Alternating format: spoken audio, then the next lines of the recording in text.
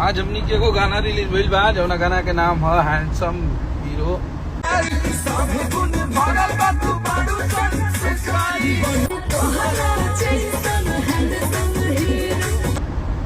गाना वायरल भी रहा बहुत ज्यादा। गाना रिलीज भइल बा आज हमनी के एगो, और गाना के नाम है हैंडसम हीरो, जो कि आप लोग गर्दा के वो गाना के वायरल करेले रहनी है, और वही हमनी के डुएट गाना बनेले बन जाओ कर ऑडियो आप सबके बीच में रिलीज भइल बा।